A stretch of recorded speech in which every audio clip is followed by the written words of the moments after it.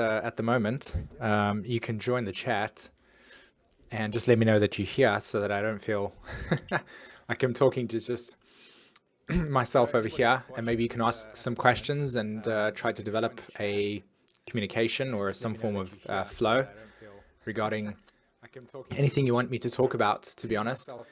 Let me just turn down the sound over there. This is really exciting. I've done this once before, actually. And it was pretty successful, I felt. I mean, for a stream. One of the reasons why I was actually wanting to do this today and maybe going forward was to, well, actually, I was driving, I don't know, doing some errands or something, and it just appeared to me that I felt drawn to doing this. And I don't know why, but it seems like this is what is inspiring at this stage. So here I am. Maybe it's this kind of deep need to want to be of service to the community in some way, maybe develop a kind of relationship with you guys. Not one that's me recording stuff and then putting it onto YouTube and then watch this type of stuff, but actually having a live interaction. So I suppose live interaction is the way forward, at least to develop a real relationship with everybody that does watch this channel. At the moment, I'm kind of just filling up some time with whatever's just running through my head at this stage.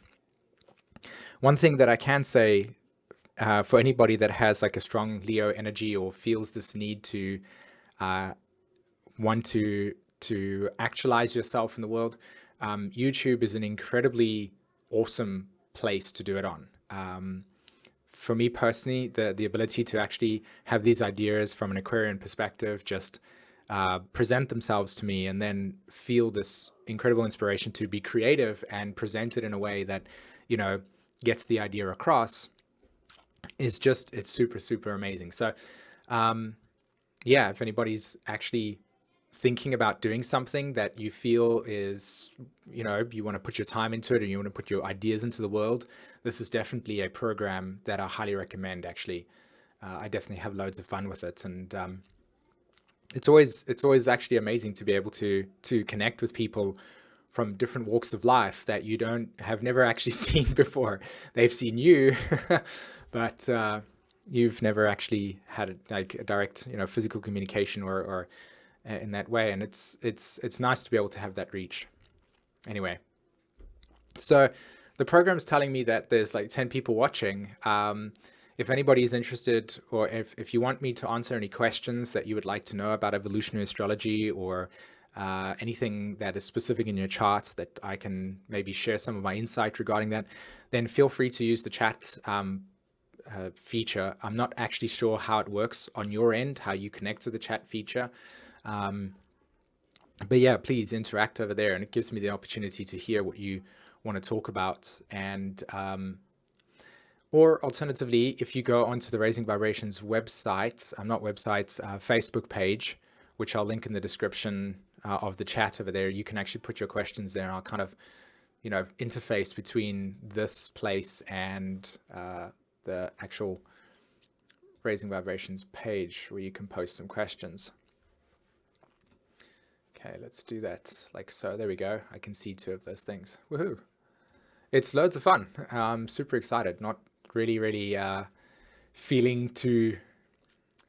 This is like a great way to be able to explain that whenever you're looking at Aries as an energy or an archetype within consciousness, there's always this anxiety of separation that we experience. And it's that feeling of moving in a direction that we've, from the brain's perspective, has not actually experienced. And so therefore, it kind of sends signals to the emotional part of your brain, the limbic system, and says, we've never experienced these things before. We don't know what's going to happen.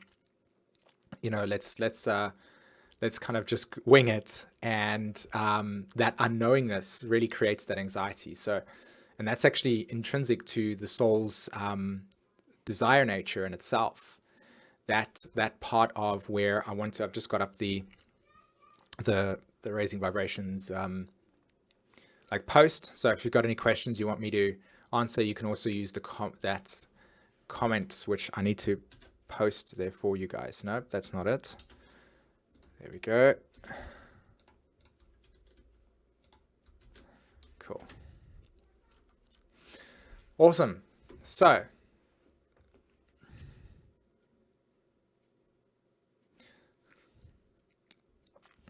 So I've got a question from MA. Hi, how deep in Mercury aspects in progression? I'm not really sure what that means, to be honest. Maybe if you can reformulate the question again, how deep in Mercury aspects in progression? I'm not really sure what that means. Okay, so we've got Connor over here. Simon, can you speak a little about the current Saturn retrograde that is taking place? What kind of energy does retrograde Saturn bring? Okay, so firstly, you have Saturn retrograde in your chart. So it's important to always understand the chart from a holistic perspective. So when you see something like a Saturn retrograde in a chart, or if you see any retrogrades for that matter, and there is more than one retrograde, for instance, say for instance you have 4 or 3, then you're looking at a retrograde dynamic in the chart as highly emphasized, okay? So that would be the type of awareness and consciousness that must be brought to the table when understanding retrogrades themselves, okay? So retrograde in itself reflects the need for individuation, and when it's in somebody's like birth chart, so not a Saturn retrograde as in for the collective, but Saturn retrograde as an example in your birth chart, or Uranus retrograde an example in your birth chart. That means a deep need for individuation. So when we think about individuation, we think about the relationship between something that is where your perspective of reality is conditioned by majority of other people's thoughts, ideas, perspectives, projections, truths. When a planet is retrograde in your charts, it is the need to find a way of doing that archetype in your life that is specific to you so that you develop your own perspective of what that archetype represents. And it's very important to be able to understand that that retrograde symbol itself, through its individuation process, is about having to go through many, many different trials that will test your capacity and development of that archetype. And it's like an onion that's being, the onion layers are being pulled away. When you just think that you have the Saturn retrograde or the archetype of retrograde in your chart and you nailed it and you're like, that was a moment where I actualized myself in a retrograde way, another situation will play up and it'll be like, no, there's another layer that you need to go to, and it's your whole entire life, okay? It's your whole entire life that a retrograde will be developing in your life, okay? Now, specifically speaking, Saturn retrograde in itself reflects the need of a soul that has to individuate its own authority. So its own sense of how do I create boundaries in my life? How do I put myself out there in the world and get defined? So my relationship to my individuality and how that gets defined in the world through my own terms, okay? And then, of course, from the perspective of the collective Saturn retrograde at this stage, think of it like this, okay? When we say, for instance, like paint a room, or we work on a piece of an object, and we're kind of like working a lot on this object, and we're working and we're developing awareness around how we work for it. So we're painting the room, for instance. This is an example. And as we paint the room, we recognize there are parts of the room that maybe we didn't do as well as another part. So we have to go back to that part and kind of patch that area up so that the whole entire wall reflects this natural fluid representation. So when we have retrogrades manifesting themselves from the point of view of a collective consciousness, then we are seeing how the consciousness of that archetype is moving forward, developing itself, moving backwards, going over the aspects that it needs to be redefined, because we can't actually, in every sense of the word, completely define and anchor in and manifest an archetype all the time. It just doesn't happen. So what happens is that we have to go back over things and redo aspects that we didn't have time for, we couldn't do, we weren't really good at it, etc., etc. So as Saturn retrogrades right now, and including all the other planets, that archetype is being ironed out relative to that system. So that's that layer. We can go even deeper now and say that Saturn in itself, or an archetype in itself when it's retrograde, is saying that we need to involute first before we can then bring new consciousness to the table. So Saturn must, in this case, as the retrograde, it must go direct into Sagittarius. We must project our realities and truths into the world relative to what we are at this stage. And then Saturn will go retrograde and will go back over periods of time that we will then respond to situations based on the experiences that we've had, okay? And our new response to the situation will give us a new defined way of expressing that energy. And so that's how we just basically evolve. It's this upward spiral consistently. And as we go up this upward spiral, we become more efficient, we become more defined, we become more anchored in, grounded regarding the evolutionary path of that archetype. So the last time Saturn was in Sagittarius was, of course, 29 years ago. And we can all validate that since the last time Saturn was in Sagittarius, there's a whole new generation that has manifested itself onto the planet. There's a whole new series of planetary archetypes that have made squares and angles, etc. And so therefore, the consciousness of the planet as it is crystallized, Saturn in Sagittarius, will then have to be broken down. And so we are in that kind of like moving forward, breaking down, moving forward, breaking down. And as Saturn moves past, say, for instance, 16 degrees again at December sometime, we'll be then moving on to new directions. And it will be relative to these new belief systems that have manifested themselves over the last sort of 6 or 7 months. Does that make sense? So that's how retrogrades work. That's how Saturn, or, retrogrades work. Now, specifically speaking, Saturn in itself, of course, we're in Sag. Now, there's quite a lot of dynamics that are involved here. For instance, if you're looking at Saturn retrograde or Saturn moving through Sagittarius, then the nature of our core belief systems as a collective is shifting.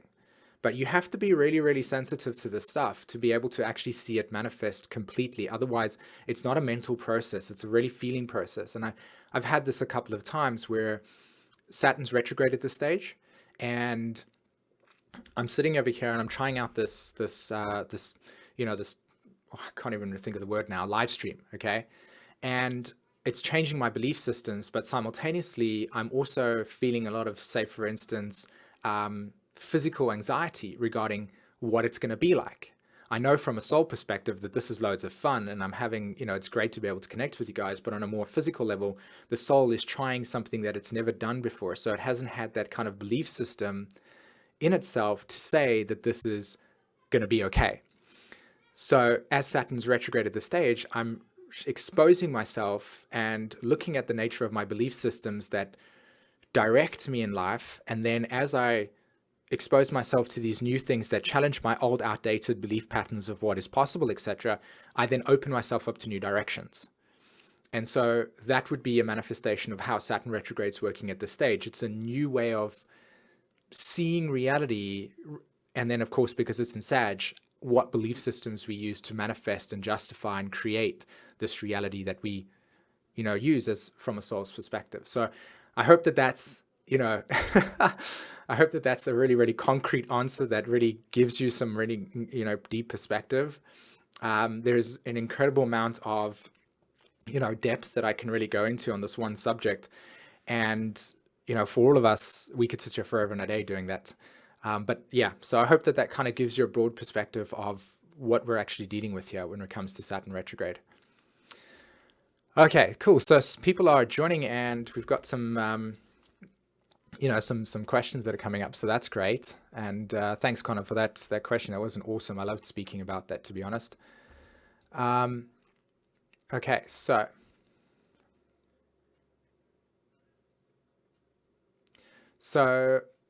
Ewa is speaking and she's saying, you give me an opportunity to ask about my Mars, which is 16 degrees in Capricorn, and Pluto is, and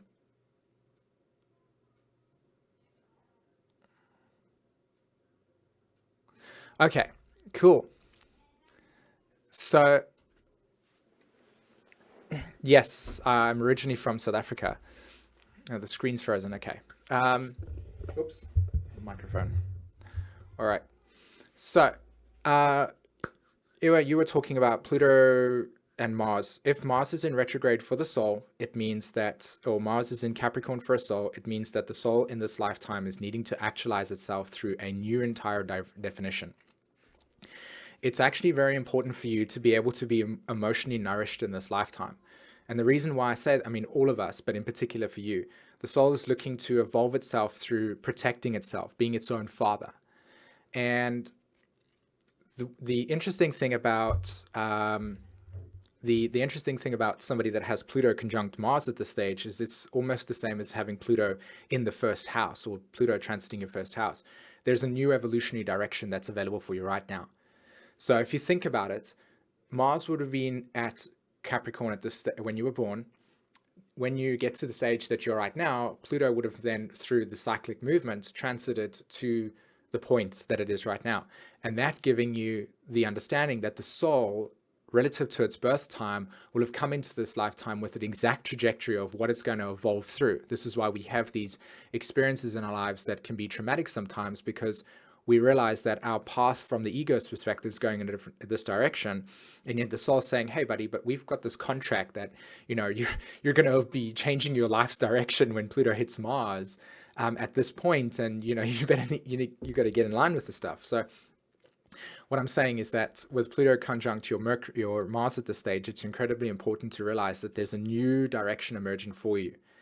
And internal security is incredibly important, because you will be challenged with new directions, new exciting things, new things that are emerging from your gut. It's like, why am I feeling this instinctual desire to just do random stuff? Please do that. Please follow your sense of direction regarding that, because it is that is going to give you the need to explore the new direction that is emerging for you. Because I promise you, with Pluto conjuncting your Mars, you're going to have two realities. One, I'm feeling completely and utterly excited to go in a new direction, and oh my God, I can't stand the past. And that past is propelling you into the future. So, okay. So let's have a look over here. What else is there? I have Venus retrograde, and Venus is my chart ruler. Can't figure it out. So what I would do in this particular instance, because you're bringing up Mars, Venus retrograde as something that's important, and it's in Aquarius. Okay, so let's layer this to guys. The first thing I want to do for us as we watch this is use the soul's opportunity to be able to understand how to analyze your chart. Okay, so remember that when looking at your chart, there's always layers that you must follow. Okay, layers. Doing it in layers is incredibly important. So let me show you how that happens. If you have something that is retrograde in your chart, you remember that I spoke about it from the point of view of an individuation need, right? So you're needing to break away from the consensus way that people define relationships. Now you have Venus in Aquarius, implying this incredible need to actually detach from the nature of your relationships, objectify the way that they're operating, and then through that objectification, gain the necessary insights about how you operate and interact in relationships. So not only is it an individuation process, it's an amplified need to objectify and individuate. Now, it's in the 5th house, which means that that would be special destiny. You need to actualize this in your life. So what I would say to you is that there's 3 things. The first thing that intuitively came to mind was this need for self-love. Okay, it's incredibly important for you to validate your individuality in this lifetime, to the point where your choices need to have this kind of selfishness about them. Okay, but not selfish in the sense where you don't think about other people, but there's an incredible need to focus on your own individuation process above another person's, because it is your life and your energy that must be actualized in this lifetime. Okay, so that's important. And then the fact that it's also retrograde implies that a soul needs to, and in particular in your case, you need to be able to recognize that relationships will manifest in your life quite often. And you're actually fixing up and finishing karma from past lifetimes that have not been resolved. So you'll notice that there will be a relationship that will manifest out of thin air, and you'll have to deal with some of the karmic dynamics that are working there. And if you do, then the relationship kind of just ends naturally. And it doesn't have to be one that's intimate. It just needs to be one where you're understanding that maybe you needed to say sorry, or the other person felt that they needed to say sorry, or whatever it might be. And it can manifest itself over a cup of coffee to a huge, relationship in itself. Okay. Yes, that's correct. Pluto and Libra generation, incredibly important. For any of you souls that are born with Pluto and Libra as a generation, I mean, we all need to manifest that stuff, but self-love is incredibly important. You have to be able to follow your own your own direction in life. to a point where it's almost a sense of polarity, where on one side you're following your destiny, on the other side you're fulfilling this need to be needed. Okay, so let's have a look. What else is there? So I'm not really familiar with progressions at this stage, and the reason why I say that is just because I've spent quite a lot of time trying to work and build raising vibrations in a certain way, and a lot of my studies in itself has consumed by understanding EA from a very deep spiritual perspective. And so my progressions in that set, I have not developed that skill as of yet. What I can understand about progressions in itself is that it's the way that the soul is progressing those archetypes, and they do have some influence, and it is an extra layer to it. But what I would say to anybody that is interested in working with astrology that's not new, or that is new to it, try keep to your chart, and try keep to the deep reflection that is needed to understand your own soul's relationship to its chart. Okay, remember that the chart in itself is not actually you. You are you. So the chart will just give you an opportunity to objectify the emotions that are existing within yourself, and then you can then observe your emotional realities. So for instance, like myself, I have, Mars retrograde, pardon me, not Mars, but Venus and Mercury, let me speak here, Venus and Mars in the 8th house, Virgo, okay? So I can already see that in my lifetime, I come into this deep desire to want to be of service, Virgo, through psychological transmutation. And that's fantastic if I just took the generic ways of understanding astrology, just through my chart, which I did. But when I actually felt into those archetypes and what they represented, I noticed that there was an incredible wound that I've spoken about before, that the soul feels that if it does its own thing, it will be abandoned. And it's important for me to do stuff, and then I'll be loved. So, hey, I'll be of service to you, and then you'll love me. And the soul has had this incredible trauma regarding its relationship to the divine feminine. So what happens here is that I'm now able to actually get deep into my soul awareness regarding its wound that it carries from lifetimes, and make necessary adjustments in my choices that actually bring me into a healing path, so that I don't project that into relationships and into reality and have, this consistent cycle of karmic abandonments manifest itself. So, it's really, really important, like I said, if you're new to astrology, to pay attention to the archetypes that are in your charts. Transits and all that type of stuff is fantastic, but those layers require you to synthesize, and you can see how much in depth there is if you're not actually synthesizing them with sense of clarity. So you just end up having all this information swirling around your head, and you're not actually living in alignment with the soul's journey that is giving you that need to actually make the changes that the soul is seeking in this lifetime. Okay, so it's really, really important to note that, and you'll know that throughout my videos I encourage everybody to recognize that simplicity is a really great key when it comes to astrology and understanding your relationship to it. And once you develop your own intuitive sort of feeling towards how archetypes and planetary things are moving in yourself, then you will find yourself actually just using an astrologer to objectify your reality, not actually needed to give you sense of guidance, because really at the end of the day, you know yourself. So the astrology just shows up as an opportunity to objectify and have that validated. And so your own authority. That would be another way to see Saturn retrograde. Okay, cool. So let me press the refresh button over here to see if anybody's written on the Facebook page. And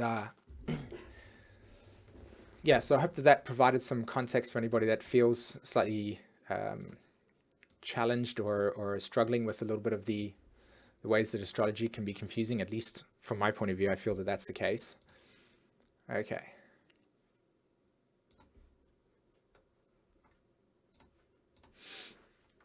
So I said retrogrades and more on evolutionary astrology. What about talking about the upcoming Mars retrograde at this stage? So that's a big deal because, as you guys know, retrograde or Mars in itself is the way that we instinctually act. Okay, so as we're children, we notice and you observe them, they act in ways where their prefrontal cortex has not been developed. So there's this very instinctual move towards things. And Mars in itself reflects that very intimate and primitive way in which we actualize the soul's desires, right? My emotional desires to want to do this, and Mars gets me here by clicking that thing over there and following through with the commands, etc. So it's the evolutionary lead point for the collective wherever Mars is going through. So currently at the moment, Mars is in Sagittarius. You can see the connections. Mars moving through Sag is making its connection to Saturn. Saturn's now retrograde. Mars will go retrograde, which means that we have this incredible need to just reflect upon the nature of our belief systems that are facilitating our emotional response to reality. Does that make sense? Each and every one of us has a belief system or a philosophy that helps us process the emotions we feel as we interact with life. Now, depending on that belief system will dictate the way that those emotions get processed. If you're somebody that comes into this lifetime with a strong Capricorn signature, the natural way that you're going to interact with reality is this belief system that I have to take responsibility for everything, leading you in a situation where the potential for your emotional reality and feelings of the heart to be actualized are going to be very limited because there's no time for play. Classic Capricorn issue. So what happens is that the belief system creates this suppression, the spiritual overlay creates the suppression. I've got to be disciplined. I've got to eat the food this way. And eventually after a period of time, you have a nervous breakdown. And you're like, what? I can't understand. I'm following all these rules. I'm doing these meditation things. I'm buying this person's product. I'm doing this over here.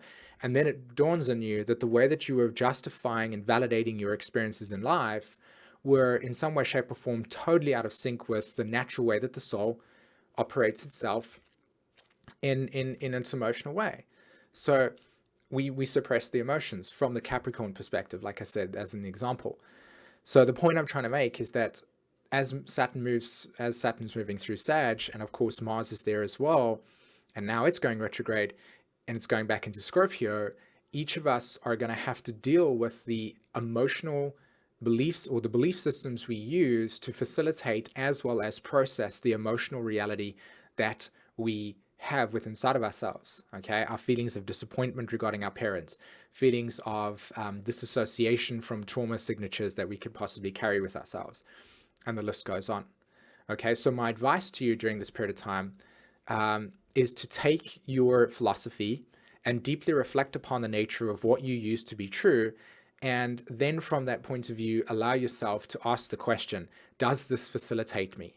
And if it does, then of course that helps you in your agenda, in your soul awareness, in opening up the heart. And that's the key here, is how do you open up the center in a world that is consistently bombarding you with things that there are so much negativity and so on and so forth. Okay, so yeah, awesome. So my friend has Mars retrograde in the 4th house in Libra, and he wanted your opinion. I would probably say that soul in most lifetimes struggles with codependency. And in this lifetime, the Mars retrograde is to say, how can I attach my sense of identity with the relationship without losing myself? So again, with Mars in the 4th house, fast emotional responses that leads to this shocking experience. And it's in Libra, so it's like, I need to be very, very, soft and gentle and a sense of diplomatic about my emotional realities. But the problem is with that Mars retrograde, there's a tendency, or there is, prior life dynamics, of not expressing emotions, secondly, expressing them in a way that is projection, and then thirdly, also emotional denial completely. And these are negative things that I'm reflecting to, and the only reason why I'm saying they're negative is not because of the connotation of negativity that there's something wrong with you, more in the sense that it's the divine feminine, so therefore there is a need for growth here. And so the soul is looking to grow itself and self-identity and emotional reality in relationships without feeling the need to be attached to them and have the loss of identity occur because they make them feel safe. Okay? So that would be Mars retrograde in the 4th house. And the soul has to think about its actions before it gets into relationships. Okay, what else do we have here? Anybody else got some questions for me that would like me to answer for you? So I'm going to try to do these types of things more often. I can't promise anybody when I get to do these things because, like I said, the work schedule that I have and, dealing with my children and stuff like that takes up a lot of the time. But yeah, the opportunity to to do these questions and answers will become more frequent, and I'll try my best to get that out. Does anybody have any ideas regarding any videos that you would like me to create for you? And also, at the moment, if you are interested, there is an online relationship astrology course that I'm going to be doing that's starting next week, Saturday. And in this astrology course, I'm going to teach you how to understand the relationship between Mars and Venus and yourself, the Mars, and how to see it in another person, and then how to understand the karma that is in connection to you, yourself, and another person. Okay, so how to understand karma, how to understand Mars and Venus, which is your relationship to yourself, and then also to put the synastry charts together. So this online course, it's 3 weeks long, and I'll what I was going to say is I'll put the website's information in the description here if you guys are interested in wanting to learn about it. But like I said, it's a whole course designed to teach you how to read astrology. Okay, from a relationship point of view. And then there's also a soul alignment and empowerment course that I'm doing as well. That's starting on Sunday this week.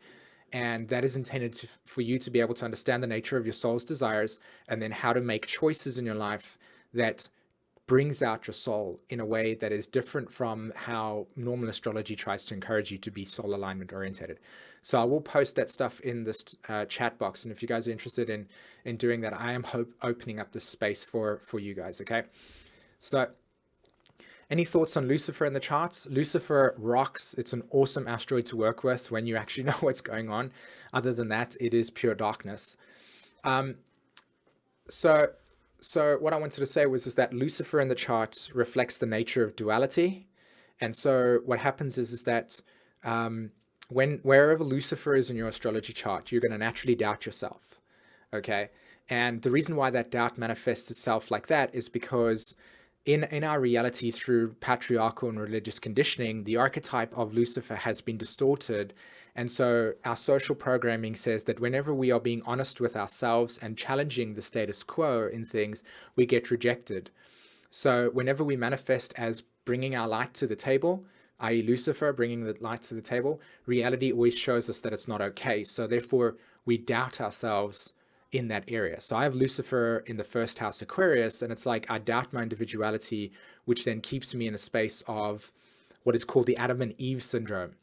And the Adam and Eve syndrome is where reality and souls manifest as Adam being just a guy that obeys God, which is translated as obey the corporations, obey government, and Eve being a representation of I got to stay home, I got to facilitate the man, and I've got to be the wife, and anything that is sort of related to creative self-actualization from a woman's point of view or feminine's point of view is seen as negative. So Lucifer shows up as where you are being strong, questioning stuff, bringing your own sense of individuality to the table, and not doubting yourself. Okay. So Pluto retrograde, does this make change in life even harder? I would actually say it's the other way around, to be honest. Pluto retrograde is an archetype that reflects where a soul gets really, really agitated with things that are normal. So let me be more clear here. Whenever a soul manifests Pluto retrograde, the desire nature of your life has been, in fact, yes, the answer is yes. Pluto retrograde does make life changing hard. And the reason why is because of your own resistance towards evolution. So retrograde Pluto means the soul in this lifetime is to speed up its evolution by going through all of its desires and realizing that the desire that it's separating itself from is nothing much but just a separating desire. So you'll get bored really easy with things and try different things out because you're going through all those different desires and coming to the realization that you're actually trying to speed up your own evolution. So again, with Saturn and Jupiter both retrograde in the third house, again, individuation is part of retrograde. So you're learning how to be individuated in your life regarding your own authority and how to be your own boss when it comes to what you believe to be true. It can be very difficult for people to try and convince you of stuff when you have Jupiter retrograde. and it's in the third house. So you're needing to be more diverse in your sense of what you define yourself to be, and also how you and your belief structures. Okay, so there's a tendency in the past lifetimes to be very rigid about what you believe and how you put your authority into the world. So more flexibility. Okay.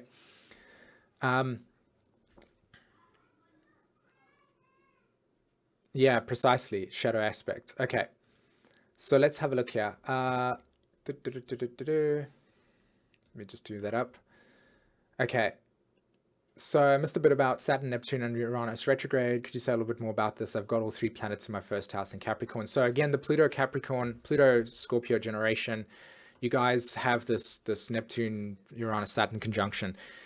Fundamentally, you're dealing with a group of souls that have incarnated into a lifetime in which the nature of reality in itself is being dissolved, Neptune. And that the fracturing Uranus is the manifestation of an entirely new evolutionary cycle manifesting itself. Hence the reason why you will have Pluto in Capricorn at a time where your whole entire life is being reshaped to the point where you have no idea which direction you need to go in. And so your whole entire lifetime is manifesting deeply within yourself how to be your own father, and also how to be able to develop healthy relationships towards figures of people that have got power, that do represent more authority in their own lives. So it's a very deep and intimate experience regarding Saturn, Neptune, and Uranus retrograde, firstly, and then being in the first house. This is an incredibly new direction for you. This is a new evolutionary cycle. So there would be collective anxiety regarding how to be my own boss, how to individuate myself, and how to spiritualize. Okay, so let's have a look over here. Okay, if a person has their ascendant in one of the final degrees, for example, 25 degree, how does having so much of Leo in the 12th house affect the need for Leo to express itself? Because you have Leo in the ascendant in itself, to make it simplifiable, the soul is looking to creatively self-actualize. So in this lifetime, whatever it is that you need to do, you need to just bring yourself more to the table. It's like, it's not even a question of should I shine or not. It's a case of everything I should be doing should be shining. And the 12th house in itself will just reflect more of the need to bring inspiration to that special destiny. And finally, give yourself this need to recognize that it is your karma. So it will be difficult to just do off the bat. Okay, so probably many people in your life didn't show up showing you how to creatively self-actualize, or you're just very objective and like to keep the people at bay. Whereas really deep down inside, you're like, oh, I want to speak, I want to speak, I want to speak. Okay. All right, guys, I'm going to say to you that I've probably got about 1 or 2 minutes left for today's discussion. I really hope that you enjoyed this so far. And yeah, so one last question that I can sort out for somebody, and then I'll see if I can maybe do this tomorrow or another day. Okay, so transiting Saturn is directly opposite natal Jupiter in the second house. So you have Sag in the 8th, Saturn in the 8th as well, and natal Jupiter in the 2nd. So what I would say to you straight away is there's going to be a natural core belief system issue. In other words, your belief systems, Jupiter, is now being opposed by Saturn. And the outside world and its definitions and its social spheres and what it defines to be fair and not fair is opposing your sense of abundance. So I would say that in this lifetime, learn to see how other people share resources, so that you can then be able to deepen your own ability to trust your sense of ability to give resources to other people without feeling like they're going to be taken away from you, okay? The axis between the first and second house is one of how do I share my resources without feeling like I'm going to have none. Taurus is all about getting in touch with trusting the source of creation and then being able to be of service to people, knowing that you can infinitely create, okay? So I hope that gave you a cool answer. Okay, guys, thanks so much. Once again, like I said, I'll be ending this this live stream right now. So it was awesome to chat to you. I really hope that this gave you something. And I'll speak to you then again, okay? Take care, everyone. Bye-bye.